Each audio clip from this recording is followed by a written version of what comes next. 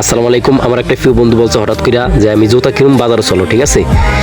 আলহামদুলিল্লাহ বাজারে উদ্দেশ্যে রওনা দিলাম। এটা হচ্ছে চেয়ারম্যান বাজার, ঠিক আছে, হাজারীগঞ্জের ভিতরে চেয়ারম্যান বাজার। তো আলহামদুলিল্লাহ প্রায় বাজারের ভিতরে চলে আসলাম। তো এখন আমরা চলে যাব জুতার দোকানে, ঠিক আছে। তো আলহামদুলিল্লাহ অবশেষে চলে আসলাম জুতার দোকানে।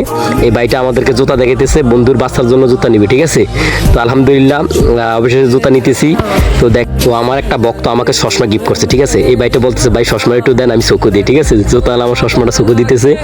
তো আলহামদুলিল্লাহ উনি দিতেছে, চশমাটা দিল, ভাই সেরকম একটা চশমা দিছে আপনাকে।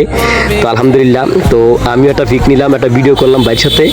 তো আলহামদুলিল্লাহ জুতা নেওয়া শেষ, এখন রওনা দিব আমাদের ওই যে গাড়িটা, বন্ধুর গাড়িটার দ্বারা যাবো, ঠিক আছে। বাসায় রওনা দিব। তো ওই গাড়ির দ্বারা যাইতেছি, বন্ধু যাইতেছে, গাড়িতে উঠতেছে। তো আমিও এখন গাড়িতে উঠলাম, ঠিক আছে। এখন রওনা দিলাম। তো বাজারের ভিতরে আছি, বাসায় রওনা দিম, ঠিক আছে।